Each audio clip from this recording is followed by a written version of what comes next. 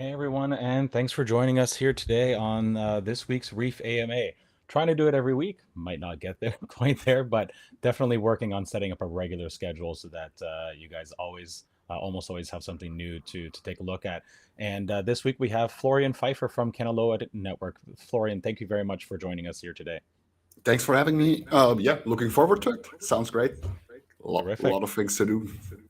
Yeah, absolutely. I know you guys are busy, and obviously we're busy. Like ever since East Denver, I really can't understate how busy we are since East Denver. Um, in the interest of reducing information asymmetry, I explained on the Telegram group, I think earlier this week. Like I used to have one folder in Telegram just for conversations related to Reef, teams building on Reef, in some internal groups, etc. I now have two. Like there are just so many things happening, so many new people we're in touch with, so much happening that like we needed a second one. So that's actually a good thing, but it meant that I just had to reorganize my Telegram for a little bit. And but one of the original ones in the original Reef folder is a conversation with Kanaloa, and yeah, so it's really great to have you guys on. Pardon me, here, and learn more about Kanaloa and this pardon me, other way around, nebula of DeFi, Nebula. Yep. not Debula of Nephi, Nebula of DeFi. So, Florian, you're a co-founder. Let's start with a really obvious question: who are you, and how did you get into cryptocurrency? Let's hear the origin story. Yeah. I'm Florian Pfeiffer, obviously, and I'm living in Switzerland. That's basically where I'm located, and I'm living in Zug, which is basically one of the big economic centers here in Switzerland. It's like the triangle of Lucerne, Zurich, and Zug, building the main like homes for what you know about the Swiss companies are like they're based in those three cities or in Geneva Right. or Basel maybe. And yeah, so I worked a lot with that, and I started as a finance consultant when I was 18. I Mhm. started with that and did that based on insurances, mostly for companies and pension funds and personal insurances and stuff like that. And then I went into retirement funds and some investment fund stuff and yeah, stuff like that. But I then got picked up by my parents. Because they have their own business, which does mostly startup consulting. And to break it down is you have an idea and we take care that the idea works on the business side, so Right. you can spend your energy on having the idea, right? And that's what we did for well, my parents are doing that for like 20 years now, and that was 10 years ago they pulled this like shit, I'm getting old. 10 years ago they pulled me in, and we're like, yeah, they were expanding, and we did mostly international shipping for some Okay. reason. That wasn't like a target we had, but yeah, that came in. And so I had a lot to do with setting up new companies and working with international teams. That's also something. Most of those companies are located either in, or operationally located either in Belgium or Holland itself, the Netherlands, Okay. right? So working with most of the employees of these on these ships are from Eastern Europe. So now you have like a triangle where you have to work. So the setup of having an international team located in different countries and stuff like that, that was close to me. I always looked at Bitcoin and especially Ether and the possibility to do some stuff with tokens. That was kind of more interesting for me than Bitcoin itself. And but then basically, yeah, for 2 3 years kept an eye on it, studied some stuff, but not really got into it. And then the crisis hit, and there Mhm. was like the world is going down. And I was sitting, and this sounds kind of cynical, but I was sitting there and was thinking, wait a moment, each time there is a crisis, that's like, I'm now 30, so this is like my sixth crisis. It's like, wow, great Yeah, world we live I'm in. 38, man. Like I don't know how many crises I've went through now. But yeah, but I kind of realized was, wait a minute, each crisis there is like panic, drama, and then people take care of it, and in the end you hear like these and these guys made a shit ton in the crisis. And because it was like that Warren Buffett quote, be fearful when others are greedy and be greedy when others are fearful. It's so cliche, but I was sitting there and I saw Bitcoin drop to 3,000 when the pandemic hit, and I was like, that's my moment. And then I started buying and got in, and then I started working with teams and stuff like that, and got into more and more communities. And like half a year later, I met some programmers that had a great idea, and I know the business part, I know how to set up stuff, and the rest is history. We then started, and now 2 years almost we're working on it. Yeah. And you're in Zug, you're in the crypto valley. Like there's that's another, not a lot of better places to be located physically and operationally, I guess. Switzerland almost sounds like Delaware in the United States, where like companies are located all across the United States, but like Google or Alphabet, I guess, for example, is incorporated in Delaware. There's all sorts of advantages, especially related to tax. The European headquarters is here. Same as if I walk down the street. That was a weird one we had. I walked down the street 3 days ago, and I lived across the Nord Stream headquarters for years. And I walked past them in the morning, and flags were flying, business were running, and then all the sanctions hit. And when I went back home, everybody was fired. They closed down the building. It's like that's one of the companies that actually do stuff here. But we are one of the biggest crypto hotspots. They had like they published something in the last quarter of 2021. They had over 600 new registration for crypto companies, and in Zug, the city alone. Wow. And that's another thing. Most of the structures you are setting up here is because why is Switzerland attractive?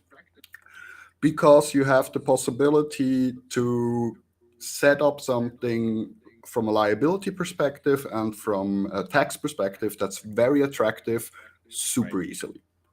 And that's the same thing. The Kanaloa Network is a club. The structure it has is not like a company, it's a club. That sounds weird in the beginning, but that's the same. FIFA is a club. The Olympic Committee is a club in Switzerland, and that's the structure you build in Switzerland. A lot of crypto companies are doing this now here. Very exclusive private club that probably costs a lot of money to get into, like the IOC or FIFA. Yeah, it's like those are, I'm sure, very exclusive, long application processes. And those club structures make it easy to manage. But the thing is, with those 600 new registrations, these are, if your club takes in fiat more than 200,000 something a year, you have to register it. Below that, you don't have to do that. So if you're a startup just building stuff, like my lawyers told me, do not register Kanaloa yet. We have the paperwork and the club exists and everything, but it's not registered with the government. Why? Because you need to be decentralized as possible. And at the moment you have to start paying taxes, then the story changes, right? But until the club itself, so basically the company, not the project, starts making reasonable profits, do not register it. So chances are that there are much more than 600 coming in a quarter. It's very high because there's a high limit on when you actually have to register it. Yeah. All sorts of startups don't make that sort of money until, I don't know, sometimes years. But we have a similar. We won't belabor this, folks. We have a similar threshold for like when you need to start collecting sales tax in Canada if you start your own business. So it's pretty low. Like if you're not making more, I think it's $30,000. So if you make more than $30,000 Canadian per year, you need to start collecting sales tax. You really want to make more than $30,000. It's not a high threshold, but regardless, you can get away with having a nice side gig for a little while, cleaning houses or fixing computers or whatever, until you need to actually start worrying about that. So that's cool. So what about Kanaloa? You said you met some programmers, you understood the business side. How did that actually come to be, and like how did the core team members actually know each other? Did you meet in online forums? Were you on Yeah. bitcointalk.org? Like where did you guys No, meet? no. We met through Reef, basically. Oh, We all you're met welcome. in we all met shortly after you launched on Binance. Yeah.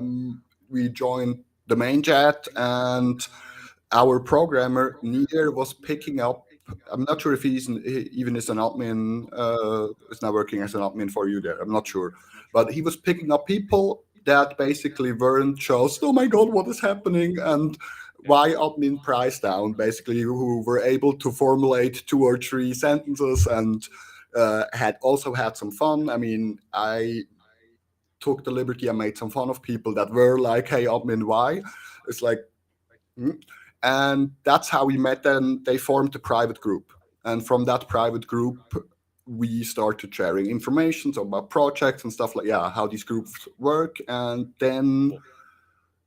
we knew someone that basically launched a meme coin, and then ran into a problem Mm, that we helped that we had to migrate it because the code is fixed, okay. right? So the ownership is renounced, and the code was basically a fork. And we ran into an issue that we found something in a fork.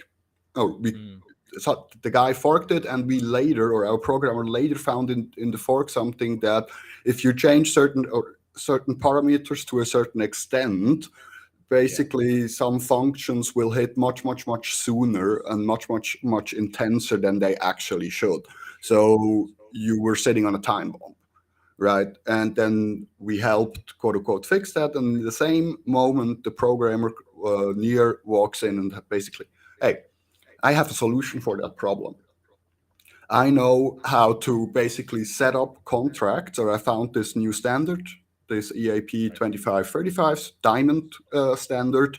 And with that, you can fix these problems without basically A, having to keep the ownership, or B, having to migrate your contract each time you find something changing. And then we were like, Cool. wait a moment, we aren't the only one with that problem.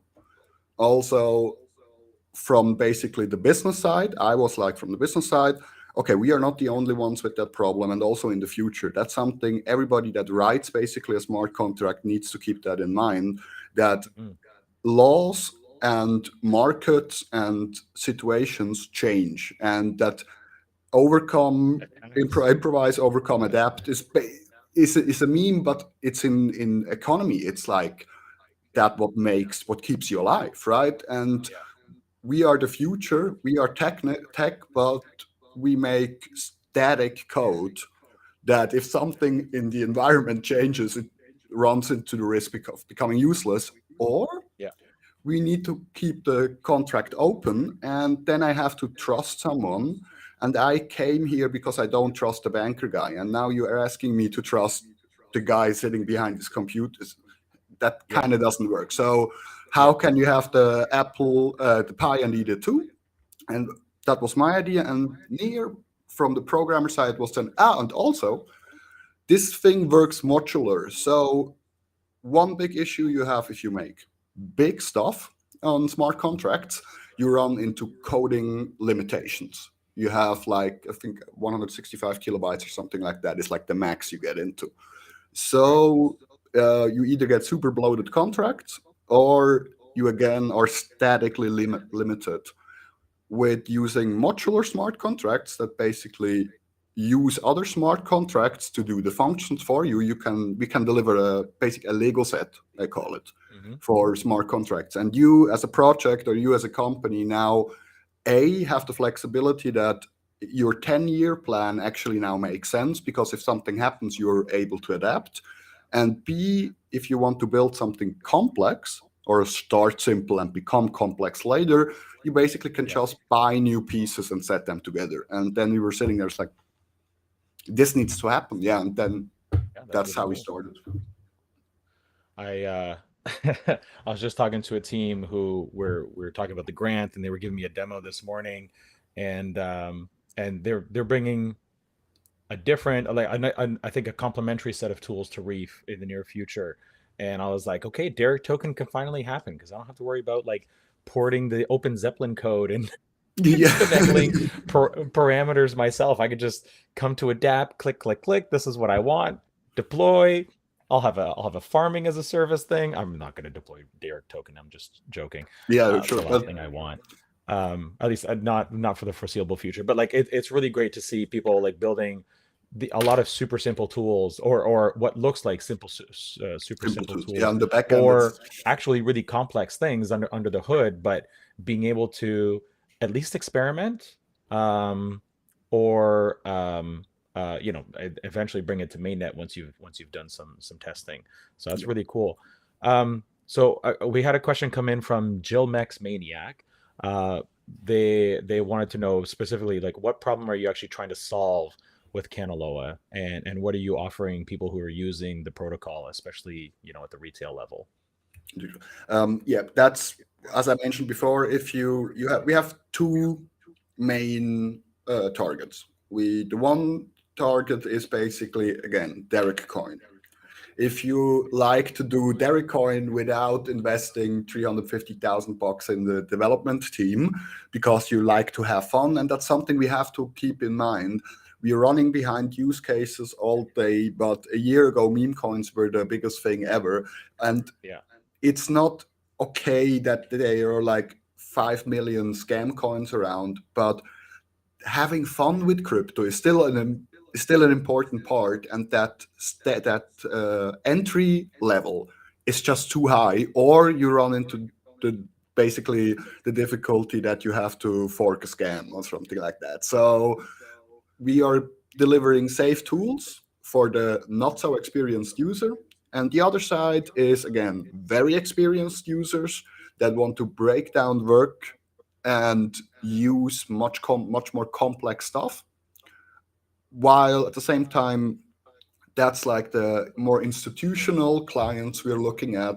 For example, I was talking to lawyers here to set up Kanaloa and stuff like that, and to get it basically, I mean, I worked with taxes for 10 years. I kind of know that part, but again, we want to be sure and make it correct and everything. We need to set it up right. So I talked to those guys, and the first thing they were like, we are specializing in the tokenization of assets, and we have one partner that only deploys on Ether.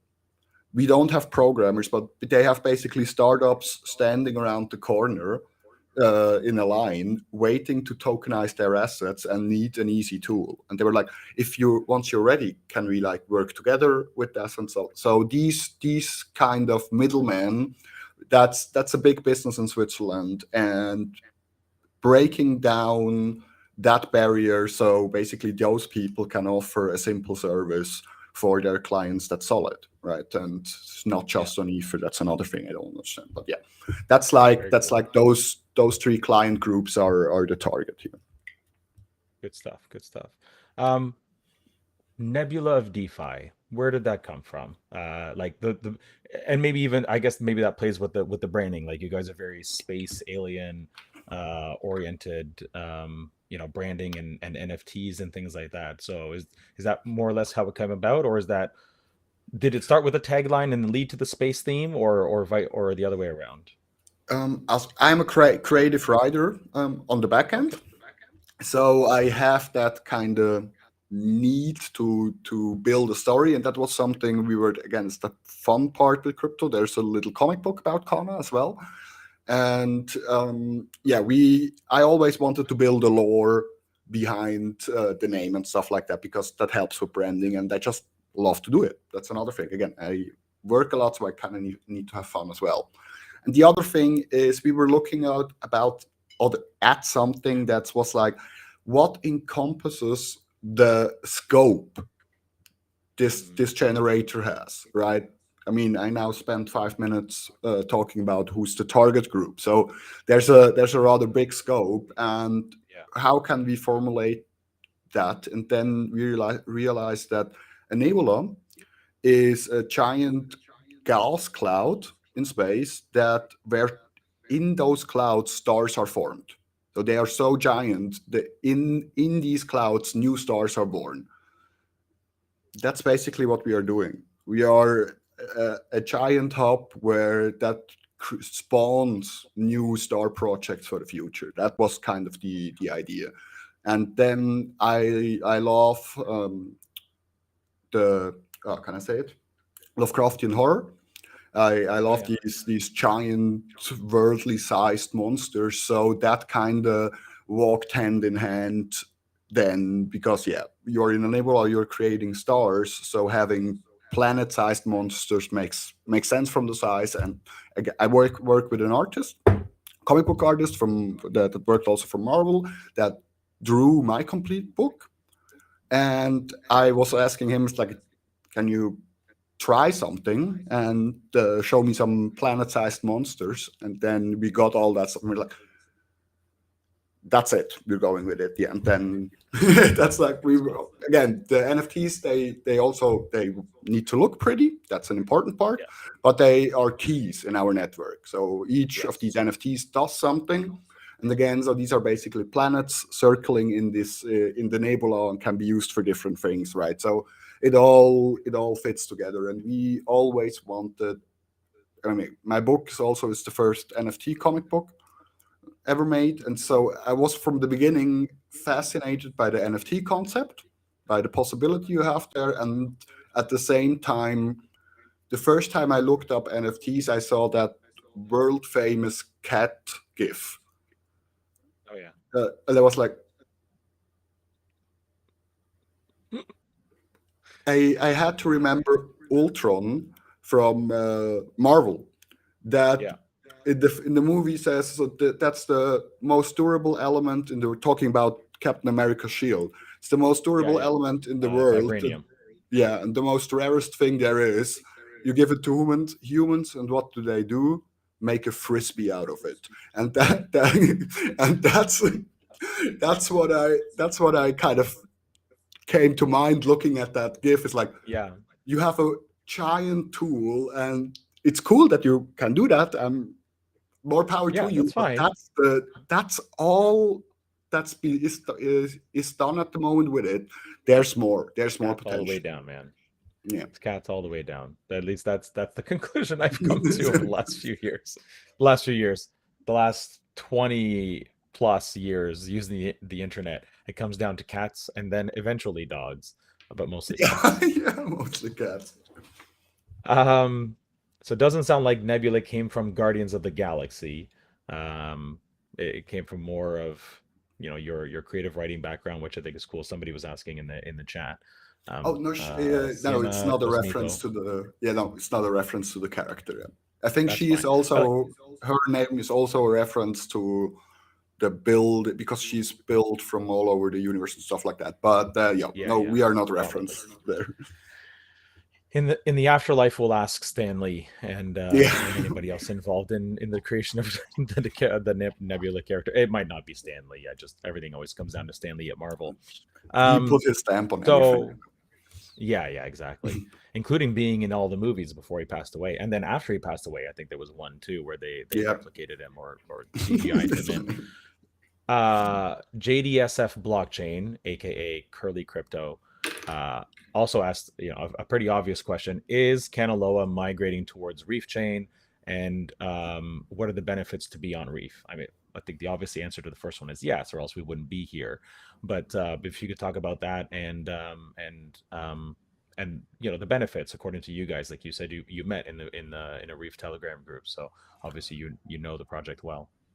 Yeah. I mean, for us, it has multiple benefits. So we are not going to be exclusively on Reef, because we have to be able to be everywhere. But being able to come to Reef, especially as one of the first, with a tool like this, is an enormous chance for us. So that was kind of the perspective from our side, that we need to get on as many chains as at some point as possible, right? But starting with those that we know are quote unquote solid, and we can then the other thing is since we know or we then met each other, there's some sort of support. If I have an issue with Ether, I don't think somebody's going to pick up the phone if I call them and have a question or a problem or something like that. So the combination from the innovation, and again, Reef was, it's also kind of a personal thing on like the third level that all of us guys, we all got into Reef from the beginning. So we kind of believe in the project and have kind of a personal affliction towards it, and then having the chance to build on it was like great. Then being one of the few projects that can start building on it is even better. Then having somebody to work closely with, yeah, that's, and again for us, it's for the Kanaloa side, why do we want to be deploying in Reef? There are a lot of token generators out there. None of them make diamond contracts, and I don't think one of them is near Reef. So I'm not sure if you want to deploy in this way anywhere else. We have an exclusive position at the moment there, or even later if others basically do similar things. Our product it lends itself to it, and it's beneficial for both sides. So we were like, sounds great, let's do it. Yeah. So you explained a little bit about the diamond contract. So that's that ERC 2535 standard, the modular one. So you can like pick and choose. You can it sounds like you can upgrade when you need to, and even if somebody relinquishes control, there's still some way to, I guess, recover. Instead of making everybody go through this massive token migration, which never happens 100%. There's always people who get left behind, and obviously that's a problem. So I had a question here about what is a cutting edge diamond contract, but I guess you already explained it earlier really well, and all comes down to that ERC 2535 standard, right? Yep. That's like Nick Much, credit to him. He is the person that came up with it, and he is the one promoting it. And I mean, one of the reasons we are delayed at the moment is that our programmer had to develop the deployment tool first. Mm-hmm. Mm-hmm. So we are not building a new house. We are also building the cement fabric and the planting the forest and stuff like we have to build the whole infrastructure around it. That is hard, but it also tells us we are super early, and that is something. And again, it's not like you look at something in a shop that is there for 10 years and you're wondering why has nobody bought that, and it's like, so there's something wrong with it I don't see. It's like super new, and it's like, oh, nobody else has found that yet. So so that's like for us, one of the big ones. Yeah, ERC20 token generators are like a dime a dozen. There's so many, but you get stuck with all the problems you mentioned earlier. So I'm really looking forward to more robust support for this standard. That'll be really cool. Mathias, if you're listening, let's get this into Reef.js, and anybody else. We're also in discussion with some other wallet apps to obviously add Reef chain mainnet support. So definitely something we'll have to talk to them about ERC 2535 and supporting that, because I think there are all sorts of really good reasons to move beyond ERC 20s, and even beyond ERC 721. Like ERC 1155 exists. It's in my opinion an improvement in a lot of ways, but ERC 721 was first, and so so many people got used to it. But I think all these like decaying NFTs, or like they get modified when they change hands, stuff like that. That's, I'm pretty sure, all ERC 1155. So there's always there's typically a good reason for it to move to the next version of that, especially when it takes as long as it does, to get a new token standard into any blockchain, right? Like there has to be a good reason for it to get accepted and then deployed and then everything else. So definitely worth people taking a look at, and something, we'll look forward to helping you promote when it's ready. We mentioned the NFTs. You guys are actually using NFTs as yield bearing instruments instead of a derivative token like A tokens from Aave, the C tokens from Compound, the IM tokens from MStable, stuff like that. Can you explain a little bit about why NFTs as interest bearing tokens instead of those derivative tokens that people are used to? It has multiple reasons. First of these interest-bearing tokens, they are not. You cannot program an ERC 721 or the standard, a single token to follow strategy XYZ or something like that. For that, you need an NFT. And the other thing is our NFTs aren't, it's not like you get the NFT as payment and then you have to sell off the NFT to actually get your dollars. Our NFTs work as access keys. So the rewards from stuff people pay in Kana or BNB or whatever for deploying those contracts, right? And a part of that goes toward the company, but the most chunk gets redistributed to somebody. To who?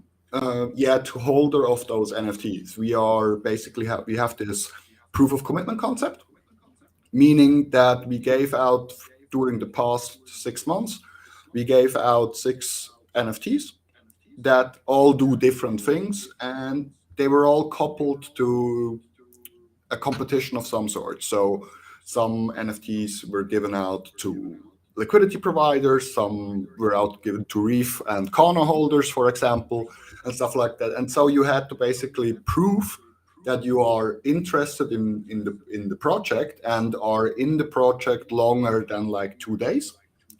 And by that, you got access to those NFTs. And then when you want to stake your Kana to actually get the rewards produced in BNB or whatever, you need a key to get into that exclusive club, right? It's the FIFA key, basically. And it lets you in, and then you can start eating from the buffet. And without the key, you ain't getting in. And also, each key, we had different levels. So they are like 3 different levels of launches. You get like the standard one, then you get those who get a bigger share from the rewards, and then you have like the top launch for the people who had like $10,000-$20,000 in liquidity and stuff like that. They get the biggest share of the rewards afterwards. So it's almost communism, but it's like if you are part of the network, and if you are again staking your coins and being part helping, then you get part of the rewards. But it stops basically, I call them liquidity raiders or farming raiders, from raiding your rewards and then dumping them, because these people that have access to those servers are quote unquote semi-vested, or you have to go through the hassle and buy the NFT, and then you have an investment of a few $1,000 or a few $100 to get into the door. So the whole spiel of I'm going to get in, take everything out, and go out, not worth the effort then. So it has multiple goals in the idea behind it. Quick aside, has my video frozen? It's frozen on my screen. Not at the moment. Sometimes you freeze up, but at the moment you're fine. All right, fair enough. Let's move forward. So, I was gonna ask, the question about when mainnet, obviously, but Paxel 015861773, I'm pretty sure on Twitter, also asked the question. So I'll add a little bit more. So Reef's mainnet is live. We finally launched ReefScan V2 last month, which was a major need for people like you and your team. We have multiple bridges on the way for people who are following Clever on Twitter. They shared that you can now bridge from Reef, from Ethereum and Binance Smart Chain to Reef Chain. So it's open that way. It's not open back the other way at this point. We have other bridges we're working with to enable um, NFTs and ERC 20s as well. So of course, we're in a much better place than we were a few months ago. When can people expect or hope for Kanaloa to launch on Reef? Given everything that's happening now on our side, and the things that we're solving that you still needed a little while ago. So that's good news for us in that case, because the standard answer is, it's a GIF in our chat, is soon, but that means that I means need that GIF.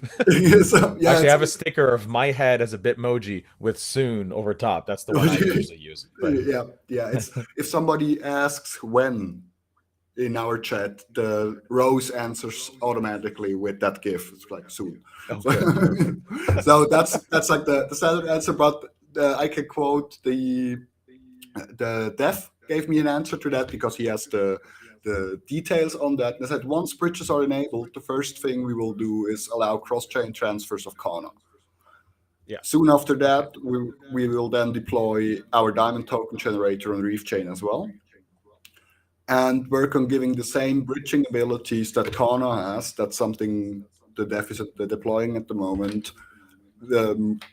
All the contracts deployed via Kanaloa, because yes, bridging is another module that's possible Sure. with the diamond token generator. So with now knowing that most of the bridges are active and stuff like that, I'm guessing again, all his focus is on delivering the version 1 of the token generator to testnet at the moment. So that has his absolute focus. But after that, yeah, as soon as from our side, we nothing is stopping us. And again, Reef is our first goal, target and goal partner to go to. So as soon as the product is ready, and sounds like the infrastructure is now ready, I think Getting that will there. happen. Almost.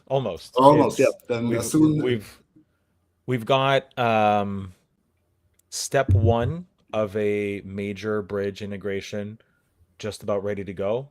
They're waiting for us to deploy one thing, and then we'll follow up quickly, hopefully, like in a few weeks, with step two, which will actually be Ethereum, Binance Smart Chain, Reef Chain, three-way bridging allowed, and so we're really close, and I know that's something that you guys have been waiting for us to accomplish. So yeah, totally fair that you've been waiting for that. So I guess the answer is you've been waiting on that, and once that's available, then we can actually turn on bridging Canna from Binance Smart Chain. Actually, in full disclosure, I bought some a couple days ago because I wanted to help support you guys, and thanks. not a ton. I'm not a whale as much as people like to think I might be.